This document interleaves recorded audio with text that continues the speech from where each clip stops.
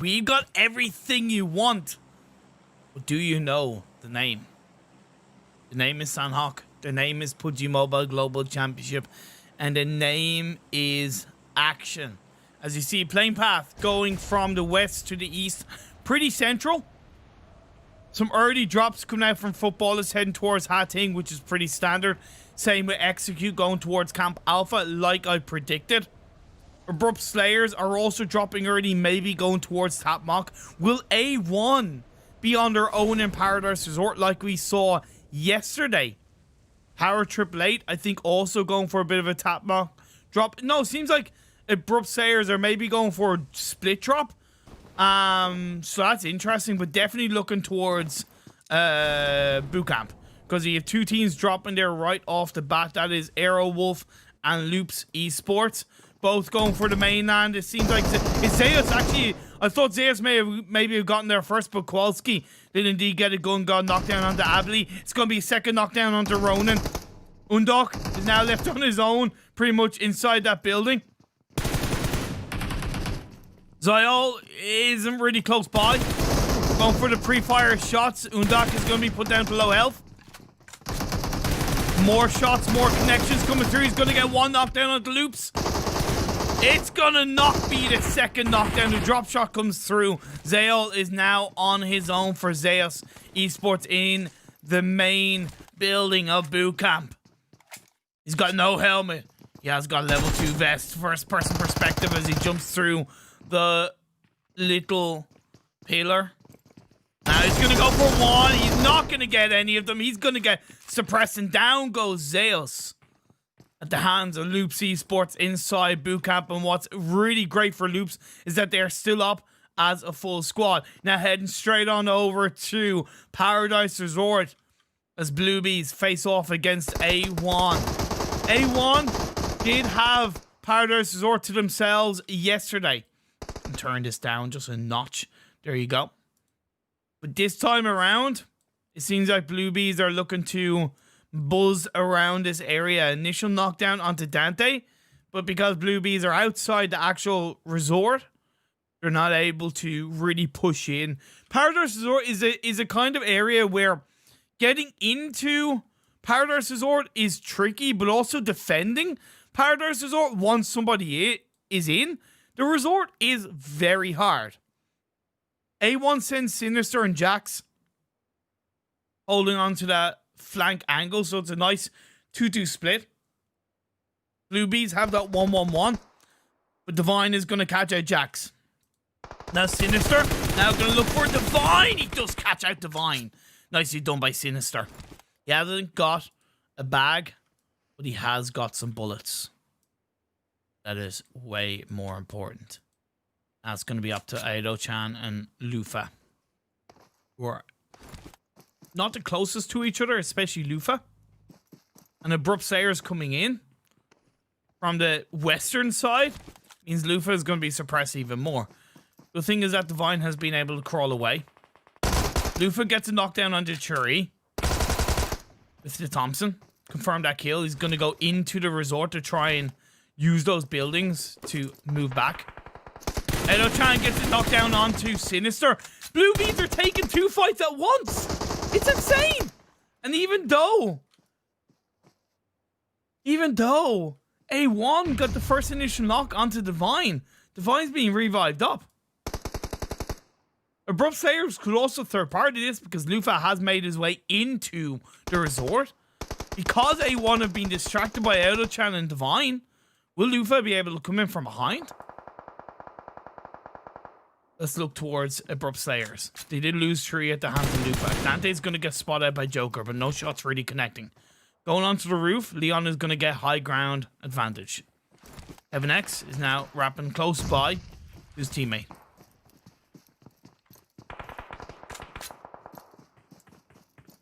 Power 888 are also actually coming in to third party this. Power 888 coming in from behind to knock down Aido-chan. Because I was wondering what was going on. But Divine is still around there. But I don't know if Divine can get the revive onto his teammate. Unfortunately, though, Jax did lose his own life. The hands of Lufa getting knocked down.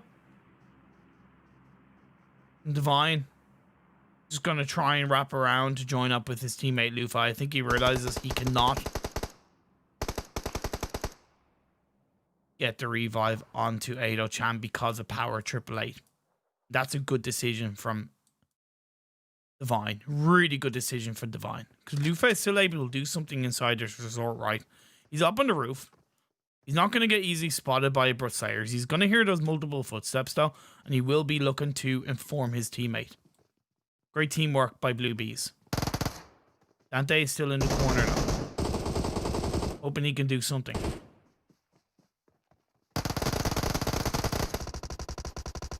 Nice shots coming down as Leon is going to get knocked down by Lufa. Now Divine is going to be low in health. It's going to be a second knockdown onto Heaven X. And Joker is now going to find himself as the last hope for A1 Esports. But now A1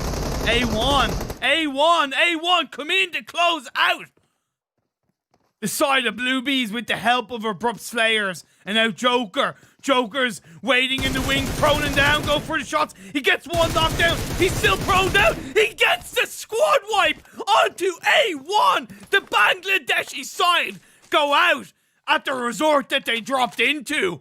I don't know how that happened, but Abrupt Slayers representing the Nepali region quite effectively and gets a squad wipe. Haven't talked about the circle. Don't need to, though, because it's action all the way in this game. Team Seeker coming in on the western side, rotating quite nicely, realizing that not as many teams do drop. Oh, sorry, not on the west, on the east. Realizing not a lot of teams utilize the eastern side of this map. Plus, with the circles tending to be on the mainland, it's a much more confident and comfortable area, in my opinion, to hold on to. Because Power know that Abrupt Slayers are there. They're going to be a little bit more aware. Although loops are now coming in, and it is going to be heating up once again in Paradise Resort. Paradise Resort is the place to be. Hey, not take me down to Paradise City. Take me down to Paradise Resort, where the blood is red and the trees are not so pretty, or the kills are not so pretty in this game. Now, we do see 4 Angry Men getting an initial knockdown onto Power 888. I don't know if Ice is going to be able to be revived up. I really want to stay onto the Paradise Resort because I don't know if Abrupt players know that loops are there. I think they have an idea. But again, entering Paradise Resort for loops is a little bit tricky. That's why Kowalski holds on to the pillar. Use that third-person perspective. Gain some form of a sight line onto Abrupt Slayers. Because loops stopped moving, have they stopped making noise in time? Seems like that's the case, as Joker's going to get caught out by Julio. Firm kill coming straight off the bat, and loops should look to push this. Leon, though, finds Crulio. Leon is a fantastic player. So individually talented. But because he's now pushing it on his own, is he biting off more than he could chew? This is loops. You gotta respect that, my friend. Grenade being cooked up while the revive's being pulled out onto Crulio. That leaves loops up still as a full squad. 4v2 into Paradise Resort terrain. Phase 1 is about to close in, and Phase 2 is going to show up on our screens. Sticking on to this fight in Paradise Resort between Loops Esports and Abrupt Slayers. That in Loops rotating around onto the lower part of the stairs to the entrance of Paradise Resort, while Kowalski still holds onto the high ground using that third-person perspective, prone down. Further Ali is in the back line, keeping an eye on what's going on behind them, and Abrupt Slayers are going to look to disengage away. Definitely advisable by Abrupt Slayers. I think they realize they can't really take the fight. Phase 2 does rotate down south, so it's a little bit more central to the mainland rather than up north. Most of the teams are already there. You have DRS Dead Center, you have Archer, you have Kanina Power, you have Secret Jin, you have Alpha now on the south side, you have Team Seeker coming in from the east, but Godsend might be able to have that advantage point in the ban area. Power AAA still hold on to the north and 4 angry men. AEROWOLF are rotating quite separately. Execute is still inside the blue zone, but that's okay because it's phase 1. They will have to think about moving in now. Sorry, phase 2. They will have to think about moving in now because the blue zones do close in, obviously, quicker in Sandhawk. Seems like loops are not resting up against the push onto Abrupt Slayers. They just look to see it rendering in. There you go. Yep, they have pushed their way in. Grenades are going to start flying. Nothing really connecting. Is that wasted already utility from the side loops? Is it worth taking this fight? Kowalski is still prone down. Well, bullets are coming in from behind. Why is Paradise Resort so heavy? Why is this such a hot drop area? Like, not even a hot drop, but it's a hotbed of action, a hotbed of fights. Footballers will have heard that. Now they'll be alerted. Abrupt Slayers are doing a great job of just continuing to try and disengage. It's tricky because when you disengage away from Paradise Resort, you've got no information on where teams are all around you. That's the thing.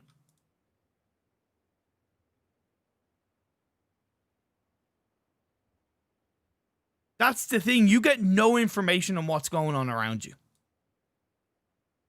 So they could be going straight from one fight to another. Luckily, they're not, because there's actually surprisingly so much space between boot camp and DRS.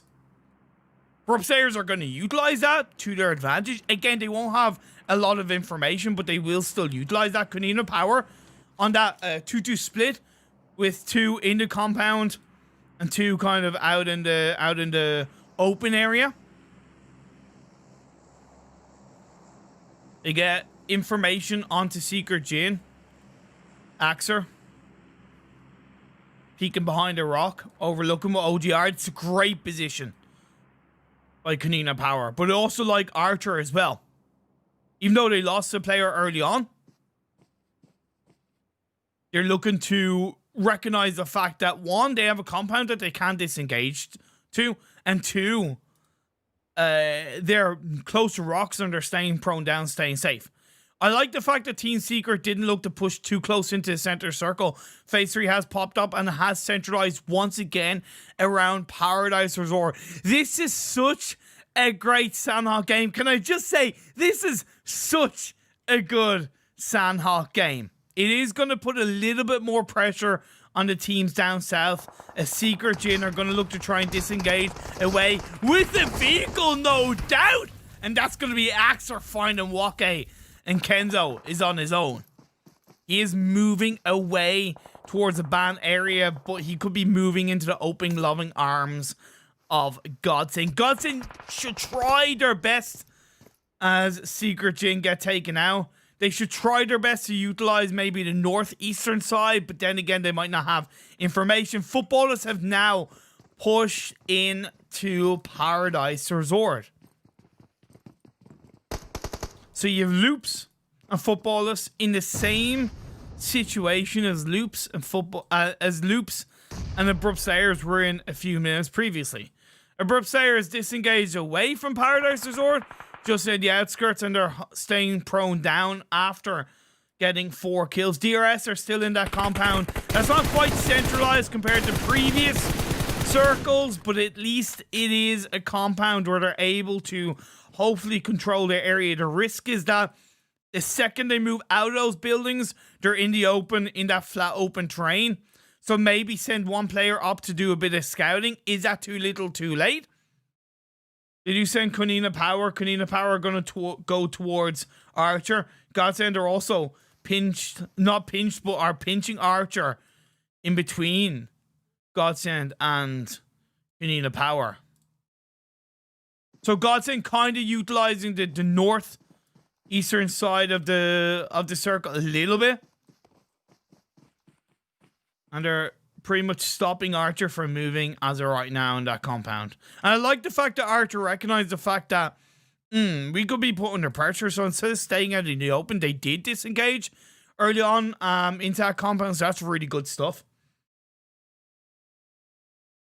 Execute also looking pretty good on the western side of the map, the northwestern side, pushing their way in slowly. I don't know if they lost a player early on. Yeah, they lost Fate. I don't know what happened to him, but they lost Fate early on. Maybe it was off the back of a fight with AEROWOLF or Footballers. Yeah, it seemed like AEROWOLF, because AEROWOLF do have a killer, and it kind of makes sense.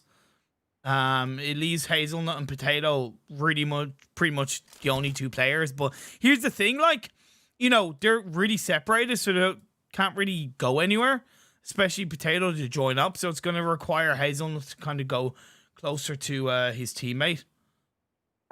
Alpha 7 now joining in on the fun as Kunina Power gets a knockdown onto Law. You fought the Law and you won.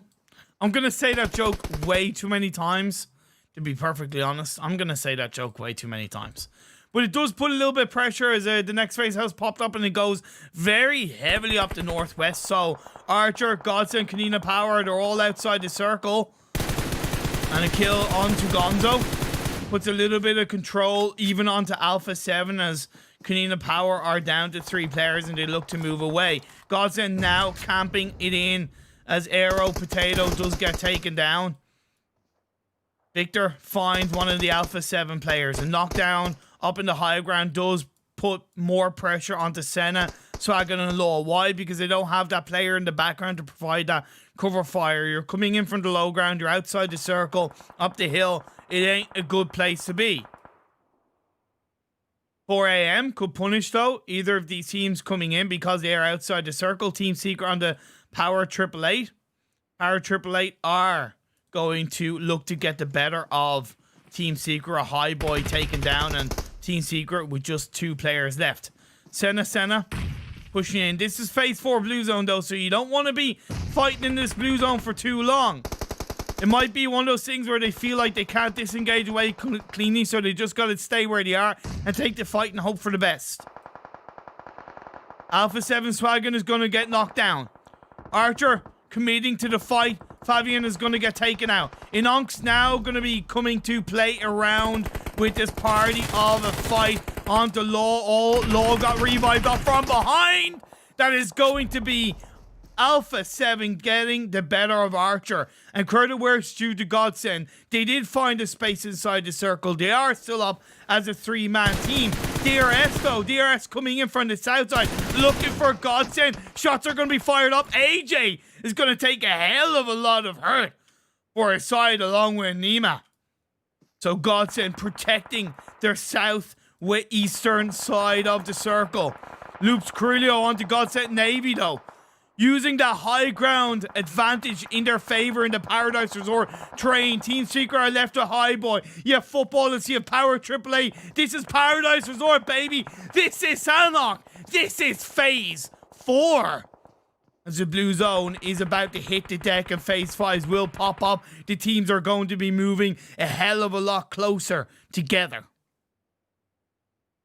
AEROWOLF still has 1 player in play. Kill Switch along with the rest of Execute are still towards the northwestern side of this circle. Phase 5 goes up and it does center around the last player of AEROWOLF, which isn't very good, along with the Execute boys. So the fights are really going to kick off as Eye Shots goes down. That's the end of Team Secret. Alpha 7 onto 4 Angry Men is very interesting to say the least. And Footballers are going to take their own little corner fighting Paradise Resort against Power AAA. But the thing is, they can't really see each other right now because of the walls in the way.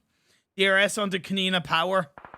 Down on the south side. I don't know what fight to look on to. But DRS are under a hell of a lot of pressure. They do get the better of the majority of Kunina Power, but with the blue zone closing in, it's a matter of Nima. Will he be able to get a first aid kit off? Yes, he did indeed. Footballers staying inside the resort. It's outside the circle, so they have to move away from the compound. Victor gets spotted out.